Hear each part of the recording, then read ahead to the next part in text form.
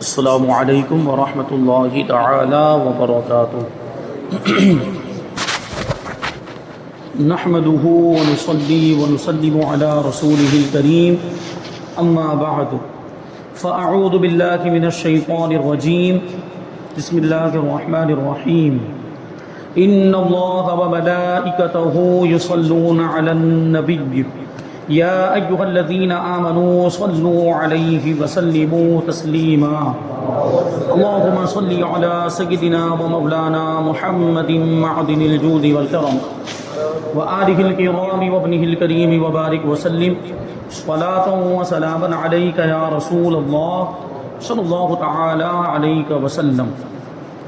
سورہ بقرہ آیت نمبر 61 کی تفسیر ہے، تھوڑی لمبی ہے آیت کریمہ۔ اللہ تبارک و تعالی ارشاد فرماتا ہے وَإِذْ قُلْتُمْ يَا مُوسَىٰ لَن نَّصْبِرَ عَلَىٰ طَعَامٍ وَاحِدٍ فَادْعُ لَنَا رَبَّكَ يُخْرِجْ لَنَا مِمَّا تُنبِتُ الْأَرْضُ مِن بَقْلِهَا وَقِثَّائِهَا وَفُومِهَا وَعَدَسِهَا وَبَصَلِهَا قَالَ أَتَسْتَبْدِلُونَ الَّذِي هُوَ أَدْنَىٰ بِالَّذِي هُوَ خَيْرٌ اهْبِطُوا مِصْرًا فَإِنَّ لَكُم مَّا سَأَلْتُمْ وضربت عليهم الذلة والمسكنة وباءوا بغضب من الله ذلك بأنهم كانوا يكفرون بآيات الله ويقتلون النبيين بغير الحق ذلك بما عصوا وكانوا يعتدون۔ اور جب تم نے کہا اے موسیٰ ہم ایک کھانے پر ہرگز صبر نہیں کر سکتے، لہٰذا آپ اپنے رب سے دعا کیجئے کہ ہمارے لیے وہ چیزیں نکالے جو زمین اگاتی ہے، جیسے ساگ اور ککڑی اور گندم اور مسور کی دال اور پیاز۔ فرمایا کیا تم بہتر چیز کے بدلے میں گھٹیا چیزیں مانگتے ہو؟ اچھا پھر ملک مصر یا کسی شہر میں قیام کرو، یعنی وہاں پر جاؤ، وہاں تمہیں وہ سب کچھ ملے گا جو تم نے مانگا ہے۔ اور ان پر ذلت اور غربت مسلط کر دی گئی اور وہ خدا کے غضب کے مستحق اور حقدار ہو گئے۔ یہ ذلت اور غربت اس وجہ سے تھی کہ وہ اللہ کی آیتوں کا انکار کرتے تھے اور انبیاء کرام کو ناحق شہید کرتے تھے، اور یہ اس وجہ سے تھی کہ انہوں نے نافرمانی کی اور وہ مسلسل سرکشی کر رہے تھے۔ اس میں دیکھیں بنی اسرائیل کا ایک اور واقعہ ذکر کیا جا رہا ہے۔ اس سے پہلے آپ نے سماعت کیا کہ اللہ تبارک و تعالیٰ نے بنی اسرائیل کے لیے آسمان سے منہ و سلوہ کا سلسلہ شروع فرمایا تھا۔ منہ و سلوہ کی تفسیر اس سے پہلے گزر چکی، یعنی فری میں ان کو وہ کھانا مل رہا تھا، اس کھانے کا انتظام بالکل مفت میں ہوا، لیکن وہ اس پر صبر نہ کر سکے اور یہ شکایت انہوں نے حضرت موسیٰ علیہ السلام کی بارگاہ میں کر دی۔ جیسے انسان کی فطرت، ہمارے آپ کے بھی معاملات تھے کہ کئی دن تک اگر ایک ہی قسم کا کھانا ہمیں ملے تو ہم اس سے اکتا جاتے ہیں، وہ ہم اپنی زبان میں کیا بولتے ہیں، کنٹال جاتے ہیں۔ ہوتا ہے کہ نہیں ہوتا؟ ایک ہی قسم کا اگر 4-5 دن تک آپ کے گھر میں اگر دال چاول ہی بن جائے تو پھر لڑائی جھگڑے تک بھی نوبت آ جاتی ہے۔ تو یہ انسان کی فطرت ہے۔ تو ان لوگوں کے ساتھ بھی یہی معاملہ تھے، وہ حالانکہ فری میں مل رہا تھا، ہمارے دال چاول میں تو پیسے لگتے ہیں، ان کو تو فری میں مل رہا تھا، تو صبر کر لینا چاہیے تھا، تھوڑا اپنے وہ کیا بولیں گے، اپنی خواہش کو مارنا چاہیے تھا، یا جو ہے کہ ان کا جو وہ فطرت کا جو معاملہ تھا اس کو دبانے کی کوشش کرنی چاہیے تھی، کیونکہ اس کے مقابلے میں جو بھی چیزیں اب منہ و سلوہ کے مقابلے میں اب اس میں محنت بھی کرنی پڑے گی اور اس میں پیسہ بھی خرچ کرنا پڑے گا اور بھی دیگر معاملات ہوں گے۔ تو اس پر انہوں نے صبر نہیں کیا کہ ہم ایک قسم کا کھانا، ایک ہی کھانا روزانہ نہیں کھا سکتے۔ آپ اللہ سے دعا کیجئے کہ اللہ ہمارے لیے سبزی بھی پیدا کرے، اور زمین کی جو چیزیں ہیں جیسے ککڑی ہے، گندم یعنی گیہوں، مسور کی دال اور پیاز وغیرہ ہم کو چاہیے۔ ہم ایک کھانے پر یعنی منہ و سلوہ پر صبر نہیں کر سکتے۔ یہ دیکھیے ان کی نافرمانی، یہ معاملات تھے۔ تو بعض لوگوں کی طبیعت، اسی پر فرما رہے ہیں کہ بعض لوگوں کی طبیعت میں کم ہمتی، نالائقی اور نیچ پن ہوتا ہے۔ یعنی کیا مطلب ہوا کہ آپ انہیں پکڑ کر بھی اوپر کرنا چاہیں تو وہ کمتر قسم کے لوگ اور نیچے رہنے کو ہی ترجیح دیں گے۔ ابھی آپ سوچیں کہ منہ و سلوہ میں ان کے لیے یہ فضیلت کی بات تھی، اب اس کے مقابلے میں یہ پیاز مانگ رہے ہیں، گندم مانگ رہے ہیں، ککڑی مانگ رہے ہیں، یا منہ و سلوہ کے مقابلے میں یہ پیاز اور ککڑی وغیرہ کی کوئی حیثیت ہے؟ اللہ کی بارگاہ سے ان کو کھانا مل رہا ہے تو کتنی بڑی بات ہے، کتنی فضیلت کی بات اور کتنی اچھی بات۔ اس پر ان کو فخر ہونا چاہیے تھا، اس پر ان کو خوش ہونا چاہیے تھا، اتنا بڑا مرتبہ ان کو ملا تھا۔ اور اتنی بڑی نعمت ان کو اللہ تبارک و تعالیٰ کی بارگاہ سے عطا کی جا رہی تھی، اس پر صبر کرنے کے بجائے وہ ان ساری چیزوں کی خواہش کر رہے ہیں. یعنی کیا مطلب ہوا کہ اوپر سے نیچے آنا چاہ رہے ہیں، یہی مطلب ہوا نا. وہ اچھی چیز کو چھوڑ کر اب یہ معمولی چیزیں مانگ رہے ہیں. منہ و سلوہ اللہ کی بارگاہ سے مل رہا ہے، اس کو چھوڑ کر ککڑی پیاز وغیرہ مانگ رہے ہیں. ہمیں آپ کو کبھی ایسا کھانا مل جائے تو ہمارے آپ کے تو معاملات یہ ہیں کہ پیر صاحب کا تھوکا ہوا پانی بھی پی جاتے ہیں.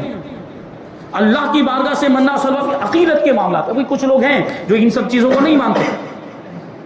یہ اگر عقیدت والوں کو، ایمان والوں کو یہ چیز مل جائے، حالانکہ وہ بھی ایمان والے تھے لیکن ناشکرے تھے، اسی وجہ سے تو طرح طرح کی پریشانیوں میں مبتلا ہوئے. اور ہمارے آپ کا بھی کبھی کبھی معاملات اس طرح کے ہو جاتے ہیں. بہرحال تو ان کے واقعات سے ہمیں عبرت حاصل کرنی چاہیے. بنی اسرائیل کے واقعات یہ قرآن مجید کے اندر زیادہ اسی وجہ سے بیان کیے گئے کہ ان کے لیے، ان کے واقعات کے اندر ہمارے لیے عبرت ہے، سبق ہے، تو سبق حاصل کرنا چاہیے. تو یہ جو بات بیان کی کہ کچھ لوگ ایسے ہوتے ہیں جن کی طبیعت میں ہی نیچ پنا ہوتا ہے، ذلت ہی ان کو اچھی لگتی ہے، رسوائی ہی ان کو اچھی لگتی ہے. آپ ان کو اوپر بھی لے جائیں، آپ ان کو ترقی کروائیں، آپ ان کی مدد بھی کر دیں، اور آپ یہ سوچیں کہ یہ کامیاب ہو جائے، دنیاوی اعتبار سے کامیاب ہو جائے، وہ نہیں چاہیں گے. وہ واپس وہیں جانا چاہیں گے، وہی ذلت اور رسوائی میں، یعنی واپس وہ نیچے ہی آئیں گے. جیسے ہمارے آپ کے معاملات، ہم اپنے معاشرے کی بات کریں تو ہمارے معاشرے میں، خاص طور پر اسلامی معاشرے کی بات کروں، ہمارے اسلامی معاشرے کے اندر فقیروں کی جتنی زیادہ تعداد ہے بھیک منگوں کی، کسی اور قوم کے اندر آپ کو نہیں ملے گی. سب سے زیادہ بھیکاری ہماری قوم میں پائے جاتے ہیں. یہ ایک تلخ حقیقت ہے، کڑوی حقیقت ہے، ماننا پڑے گا. دوسری قوموں میں آپ دیکھیں اتنے بھیکاری نہیں ملیں گے. سب سے زیادہ بھیکاری ہماری قوم ہی میں پائے جاتے ہیں. اور بسا اوقات ایسا بھی دیکھا گیا ہے کہ دوسری قوم کے بھی لوگ اگر وہ بھی نکمے ہو جاتے ہیں یا سست محنت کا کام نہیں کرنا چاہتے ہیں تو وہ بھی مسلمان بن کے بھیک مانگ رہے ہوتے ہیں. کئی بار یہ ایسے واقعات بھی سامنے آئے. وہ ان کی خواتین برقع پہن کے بھیک مانگ رہی ہوتی ہیں، ہندوؤں کی، غیر مسلموں کی خواتین. اور کبھی کچھ ایسے مرد حضرات بھی دیکھے گئے جو مسلمان بن کر، یعنی صرف یہ اس لیے کہ مال مل جائے گا بس، ورنہ وہ دل سے مسلمان نہیں ہوتے.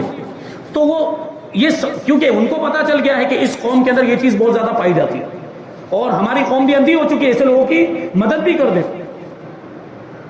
تو یہ لوگ ایسے ہیں کہ اگر آپ سوچیں کہ کسی بھیکاری کو اٹھا کر وہاں سے اس کو کام دھندے پر لگا دیں، اس کے ہاتھ پاؤں سلامت ہیں، اعضاء سلامت ہیں، آپ سوچیں آپ اس کو اٹھائے، چل چل بھائی میں تجھے ایک کاروبار کروا دیتا ہوں، دھندے پر لگوا دیتا ہوں، وہ نہیں آئے گا.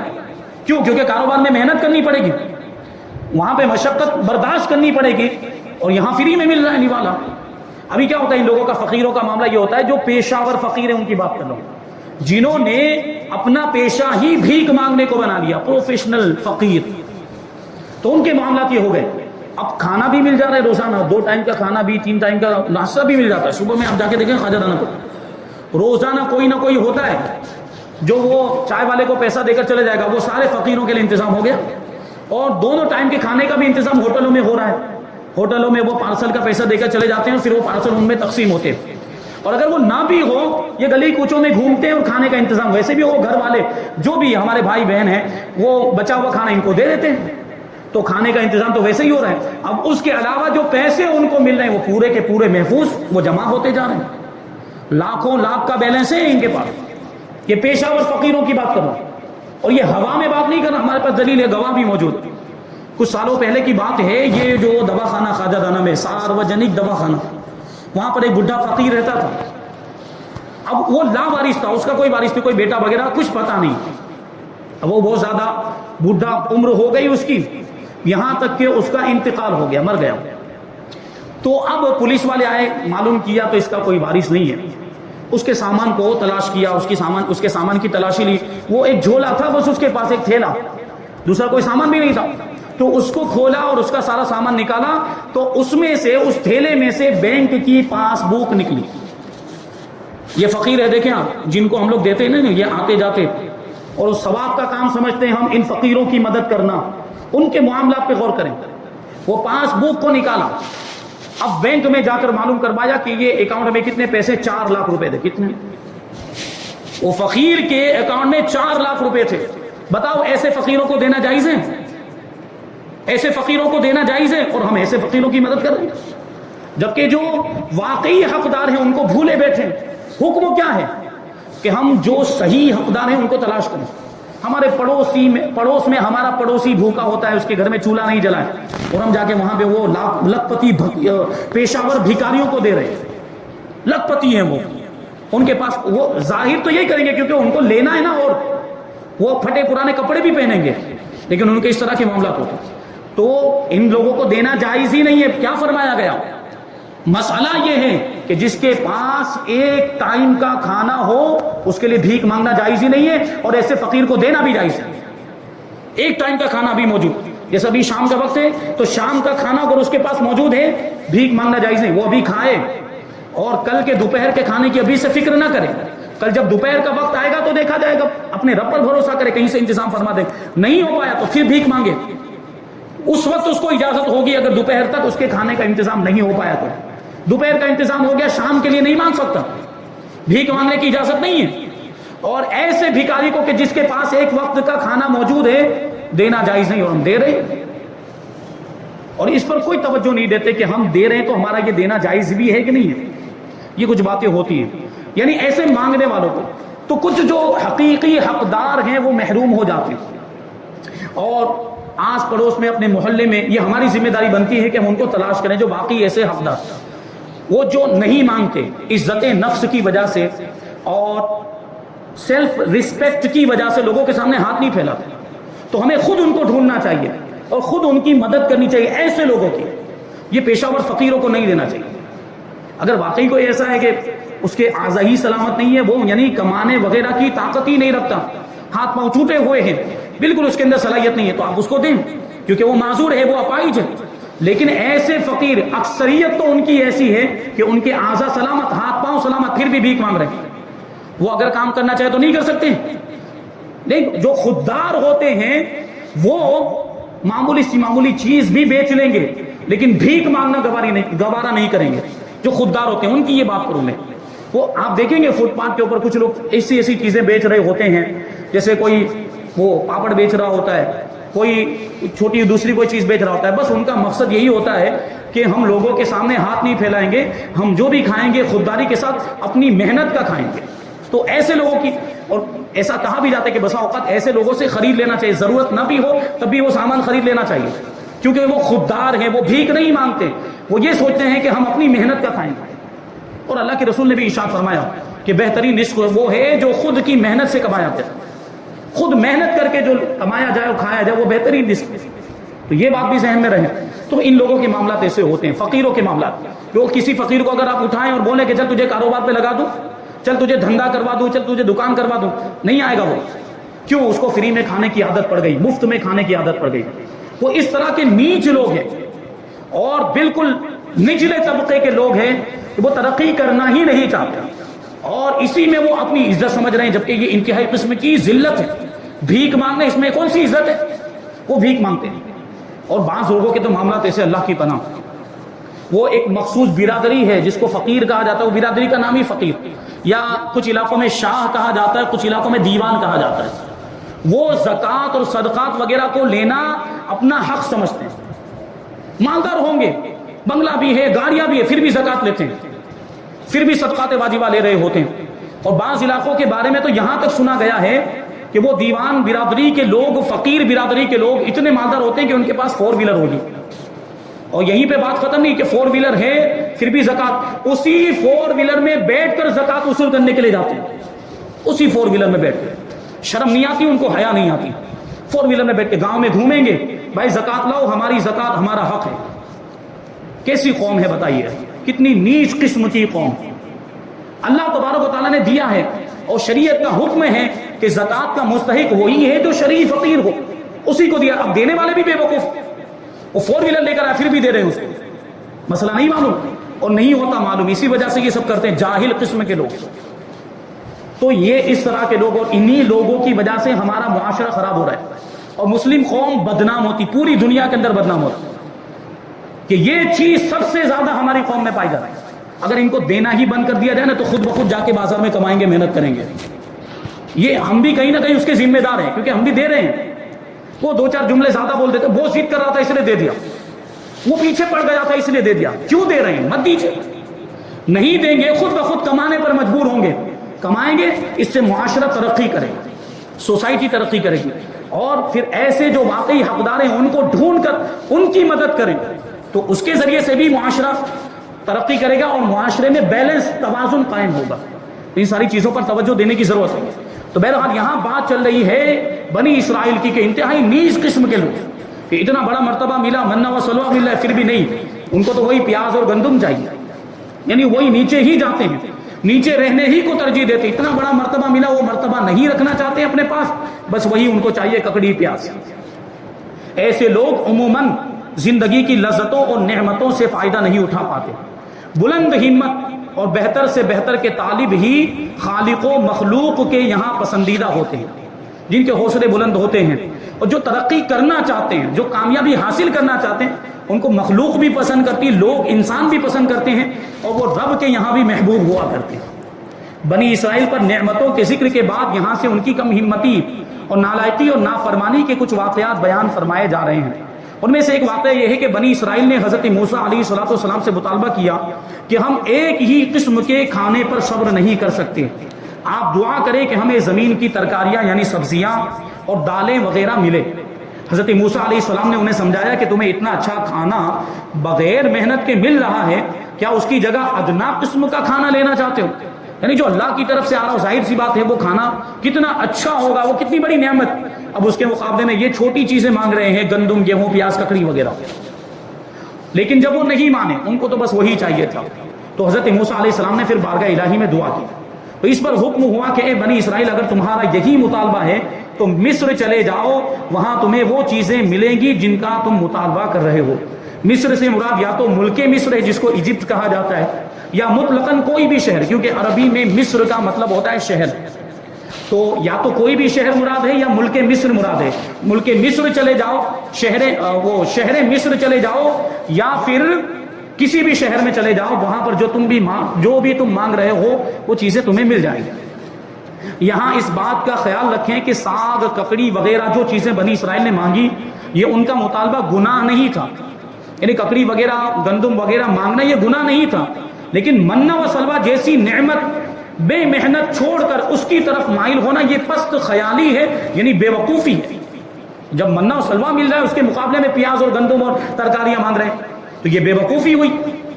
ہمیشہ ان لوگوں کا میلان طبع پستی ہی کی طرف رہا، نیچے ہی جاتے رہے، اور حضرت موسیٰ اور حضرت ہارون علیہ السلام ایسے جلیل القدر بلند ہمت انبیاء کرام کے بعد تو بنی اسرائیل کے نیچ پن اور کم حوصلگی کا پورا ظہور ہوا، یعنی حضرت موسیٰ علیہ السلام اور حضرت ہارون علیہ السلام کی موجودگی میں تو کچھ لحاظ کر لیتے تھے، لیکن جب یہ دونوں انبیاء کرام ظاہری طور پر دنیا سے تشریف لے گئے تو ان کا نیچ پن ظاہر ہوا، ان کی بے وقوفیاں، ان کی پست خیالی ظاہر ہوئی، اور زیادہ اس میں آگے بڑھ گئے۔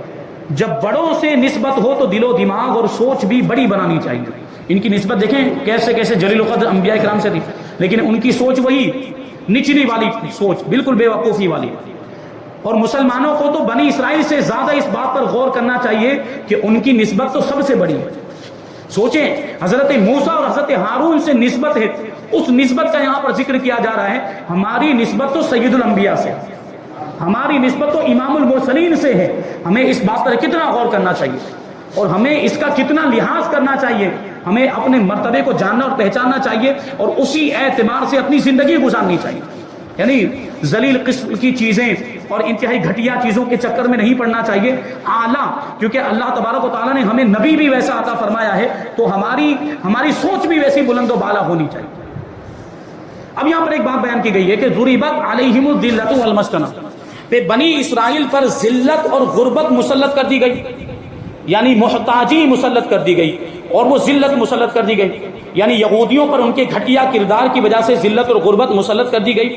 ان پر غضب الہی کی صورت یہ ہوئی کہ انبیاء علیہ السلام اور صلحاء یعنی نیک لوگوں کی بدولت جو رتبے انہیں حاصل ہوئے تھے وہ ان سے محروم ہو گئے، اور اس غضب کا باعث صرف یہی نہیں تھا کہ انہوں نے آسمانی غذاؤں کے بدلے میں زمینی پیداوار کی خواہش کی، یا حضرت موسیٰ علیہ السلام کے زمانے میں اسی طرح کی اور خطائیں کی، بلکہ عہد نبوت سے دور ہونے اور زمانہ دراز گزرنے سے ان کی دینی صلاحیتیں باطل ہو گئی، ان کی دینی صلاحیتیں، مذہبی صلاحیتیں ختم ہو گئی۔ اللہ تعالیٰ کی آیتوں کے ساتھ کفر کا راستہ انہوں نے اختیار کیا. انہوں نے حضرت زکریا، حضرت یحییٰ اور حضرت شعیہ علیہ السلام کو شہید کیا، انبیاء اکرام کو شہید کیا، اور ایسا ناحق قتل کیا کہ اس کی وجہ خود یہ قاتل بھی نہیں بتا سکتے. کیوں قتل کیا؟ اگر ان کو پوچھا جائے کہ انبیاء اکرام کو کیوں قتل کیا، اس کی وجہ ان کے پاس خود نہیں، ایسا ناحق قتل کیا. یعنی آج کے زمانے میں کوئی مرڈر کرتا ہے تو اس کے پاس کوئی نہ کوئی وجہ ہو، یا تو دشمنی ہوگی یا کوئی دنیاوی معاملہ ہوگا، یا اگر اس کا کوئی معاملہ نہیں ہے تو جو وہ پیشہ ور قاتل ہوتے ہیں وہ پیسے کے چکر میں، تو اس کے پاس ایک وجہ تو ہے کہ میں نے پیسے کے چکر میں قتل کیا ہے. ان کے پاس تو ایسی بھی کوئی وجہ نہیں تھی. اس طرح ناحق انبیاء کرام کو انہوں نے قتل کیا. کس قدر یہ ناشکری قوم تھی. اور انبیاء کرام کو کسی نبی کو قتل کرنا، ناحق قتل کرنا اور نبی کو قتل کرنا ویسے بھی یہ کفر ہے. اس وجہ سے وہ دیکھیں کہاں سے کہاں پہنچ گئے. انہوں نے نافرمانی اور سرکشی کا راستہ اختیار کیا، اور غرض ان کے عظیم جرائم اور قبیح ترین افعال کی وجہ سے ان پر اللہ تعالیٰ کی لعنت ہوئی، ان پر ذلت اور غربت مسلط کی گئی، اور وہ غضب الہی کے مستحق اور حقدار ہو گئے. اچھا کہ بنی اسرائیل ابھی یہودی جو ہیں وہ آج بھی اپنے آپ کو بنی اسرائیل کہتے ہیں، اور بنی اسرائیل میں سے ہونے کا دعویٰ کرتے ہیں. بنی اسرائیل پر ذلت مسلط کر دی گئی تھی.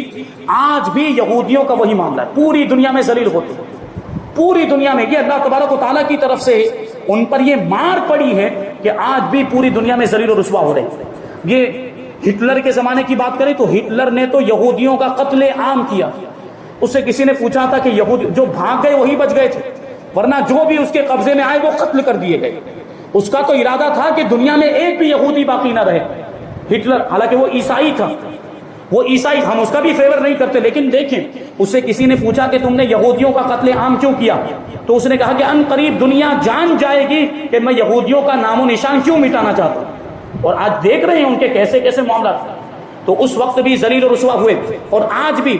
اب تو ان کی ایک مستقل ریاست بن گئی اسرائیل کے نام سے، ورنہ جب تک یہ اسرائیل ان کی ریاست نہیں تھی وہ در بدر بھٹکتے پھرتے تھے، اور کوئی ان کو پناہ دینے کے لیے تیار نہیں تھا. کوئی بھی ملک ان کو اپنی شہریت یا سٹیزن شپ دینے کے لیے تیار نہیں تھا. ان کے یہ معاملات ادھر ادھر بھٹکتے، ادھر ادھر بھاگتے پھرتے تھے. ایسی ذلت اللہ تبارک و تعالیٰ کی طرف سے ان پر مسلط کی گئی. اور ابھی بھی آپ دیکھ لیں، اگرچہ اب ان کی مستقل ریاست ہو گئی ہے، اگرچہ اسرائیل ان کا ایک ملک بن گیا، اور ظاہری طور پر یہ خوب ظاہر کرتے دنیا کے اندر کہ ہم بہت مالدار، لیکن ان کے اندر کے جو معاملات ہم نہیں جانتے. جو خفیہ ذرائع سے پتہ چلتا ہے وہ اس طرح کے معاملات تھے کہ ساری دولت وہ اپنی عوام سے وہ ٹیکس کی شکل میں وصول کرتے ہیں، اور سارا جو ان کا سرمایہ ہے وہ دفاعی نظام میں صرف ہو رہا ہے. ڈیفنس سسٹم جو انہوں نے بنایا ہے اس کی تعریف ہو رہی ہے پوری دنیا کے اندر کہ ان کا ڈیفنس سسٹم بہت مضبوط ہے. یہاں تک کہ کوئی وہ فائٹر جیٹ اگر وہاں سے گزر جائے تو خود بخود میزائل نکلتی ہے اور اس کو ختم کر دیتی ہے. یہ ایسا ڈیفنس سسٹم. تو اس میں خرچہ ہوتا ہے، ظاہر سی بات. وہ کہاں سے لاتے ہیں؟ وہ قوم ہی کا پیسہ. وہ یہودی جو ان کی رعایا ہے اور جو ان کی پبلک ہے اسی سے وہ پیسہ ٹیکس کے نام پر لیتے ہیں اور ان ساری چیزوں میں خرچ. تو بہت زیادہ غربت ہے وہاں پر آج بھی، بہت زیادہ محتاجی. اگرچہ مستقل ان کی ریاست ہو چکی ہے لیکن آج بھی بہت زیادہ محتاجی وہاں پائی جاتی ہے. وہ لوگوں کے سامنے ظاہر نہیں ہونے دیتے. اور جو دوسرے ملکوں میں یہودی بستے ہیں، یو کے میں یا یو ایس اے میں، وہ تو بالکل ظاہر ہے کہ کس طرح کے. بلکہ وہاں کی غریبی کا جو تناسب نکالا جائے گا، اگر یو کے، انگلینڈ وغیرہ، ہالینڈ وغیرہ کی غریبی کا تناسب نکالا جاتا ہے، اس کا پرسنٹیج نکالتے ہیں، یا یو ایس اے کا پرسنٹیج نکالتے ہیں، تو ان میں اکثریت یہودیوں کی ہوتی ہے. یہ اللہ تبارک و تعالیٰ کی طرف سے ان کو مار لگی ہے کہ آج بھی ذلیل و رسوا ہو رہے ہیں اور آج بھی غریبی کا، محتاجی کا شکار. کیونکہ انبیاء کرام کے ساتھ انہوں نے بدسلوکی کی، انبیاء کرام کا حق نہیں مانا، سرکشی کرتے رہے، نافرمانی کرتے رہے، اور انبیاء کرام کو یہاں تک کہ انہوں نے شہید کر دیا. تو اسی کے نتیجے میں ہمیشہ کے لیے ان پر لعنت ہو گئی اور ہمیشہ کے لیے ذلیل و رسوا وہ ہوئے اور ہوتے رہیں گے، اور یہ محتاجی کا وہ شکار ہی رہیں گے. اور پھر ان کے پاس موقع تھا کہ چلو ان کے آبا و اجداد نے ایسے ایسے جرم کیے، نافرمانی اور سرکشی والے کام کیے، لیکن جب حضور کا زمانہ آیا، جب حضور پاک صلی اللہ علیہ وسلم نے اعلان نبوت فرمایا تو حضور کے دامن سے وابستہ ہو جاتے ہیں. حضور کا کلمہ پڑھ لیتے تو ساری دنیا کی دولتیں ان کے قدموں میں آ جاتی، لیکن وہ بھی نہیں کیا انہوں نے. تو اب ذلت بالا ذلت. پہلے جو انبیاء کرام، ان کے آبا و اجداد نے انبیاء کرام کے ساتھ جو سلوک کیا وہ اس کی وجہ سے تو ذلت اور محتاجی کے حقدار ہو گئے تھے. حضور پاک صلی اللہ علیہ وسلم کا انکار کرنے کی وجہ سے اور حضور پر ایمان نہ لانے کی وجہ سے اور زیادہ ذلیل و رسوا ہوئے، اور یہ ہوتے ہی رہیں گے۔ بہرحال ہمیں ان ساری چیزوں سے سبق حاصل کرنا چاہیے۔ آگے ابھی وہی بات آئے گی کہ انہوں نے انبیاء کرام کی نافرمانی کی تو دنیا میں ذلیل و رسوا ہو رہے ہیں۔ آج ہم بھی جو ذلیل و رسوا ہو رہے ہیں اور ہمارے ساتھ بھی جو معاملات ظلم و ستم وغیرہ کے، تو یہیں اس میں بھی کہیں نہ کہیں ہماری نافرمانیاں ہی نافرمانیوں کا کردار ہے، اور کہیں نہ کہیں ہمارے گناہوں کا یہ نتیجہ ہے۔